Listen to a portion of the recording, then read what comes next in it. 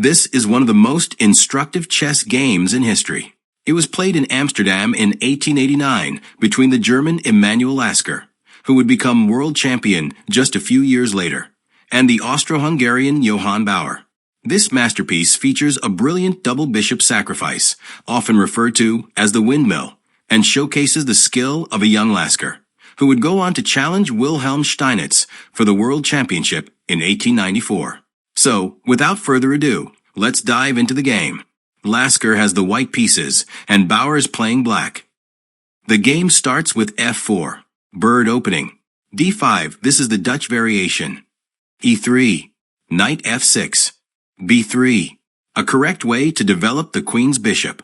The white pawns in the center and kingside were hindering the bishop on c1 from developing naturally, so Lasker's idea is precise.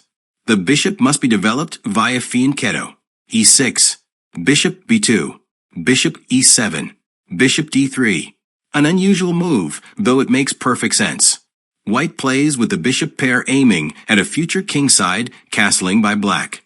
Anyway, nowadays it is much more common to play knight f3, followed by bishop e2, castle kingside, etc. Let's get back to the game. As I said, bishop d3 was played by Lasker. Bauer b6. The flank development of this queen-bishop fits in well with white's central formation, but black's play is rather obliging. He ought to have tried either for an early c5 followed by d4. A quick side note, don't forget to support this video with a like and a comment.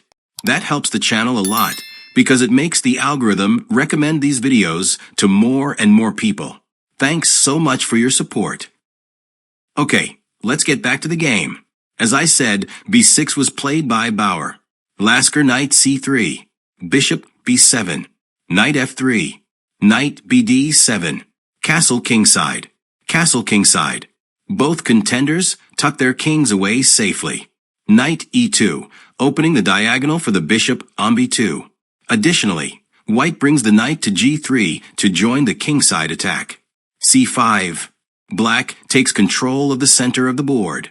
Knight g3, queen c7, knight e5, knight takes e5, bishop takes e5, attacking the queen, queen c6, creating the queen and bishop battery, aiming at white's castled king, queen e2, defending the g2 pawn, and thus preventing mating threats, pawn to a6. What a mistake. It was necessary to play g6 in order to prevent what's coming.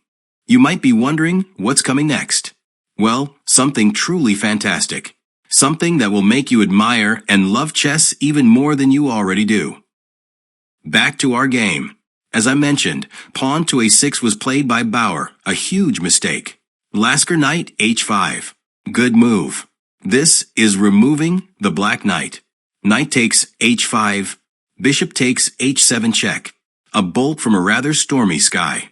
The key factors of the combination are, first, the possibility of quickly bringing a rook into the attack, for example, rook f3, and second, the presence of undefended black pieces, giving the white queen the chance for a double attack. King takes h7, queen takes h5, check, king g8, bishop takes g7. The other bishop is also sacrificed. King takes g7, queen g4, check, king h7, rook f3.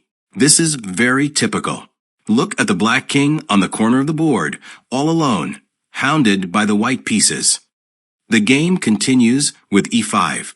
This clears the way for the queen to come to the black king's aid. Rook h3 check. However, black is beyond salvation. Bauer is forced to give up his queen. Queen h6. Rook takes h6, check. King takes h6. Queen d7. If it were not for this sting at the end of the combination, black would have quite enough material for this queen. Now white has a decisive material and positional advantage. The game continues with bishop f6. Queen takes b7. King g7. Rook f1. Bringing the last of white's pieces into the attack. The queenside rook. Rook ab8, attacking the queen. Queen d7. Rook fd8. Once again, attacking the queen. Queen g4 check. King f8.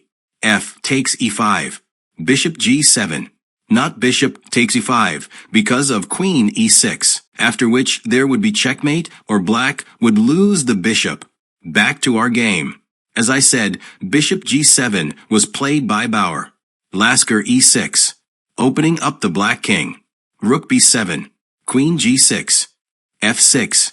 Rook takes f6. Check. Excellent move. This is absolute demolition. Bishop takes f6. Queen takes f6. Check. King e8. Queen h8. Check. King e7. Queen g7. Check. King takes e6. Queen takes b7. Rook d6. Queen takes e6.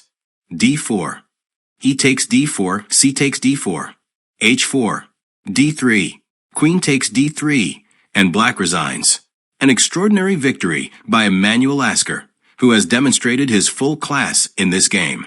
It's no coincidence that shortly after this, he became the world chess champion. And not only that, but he also became the player who held the world title the longest, for 27 years. What did you think of the game? Share your thoughts in the comments. I'll be reading them carefully. Don't forget to support this video with a like, leave a comment, subscribe to the channel, and I'll see you in the next video. Take care.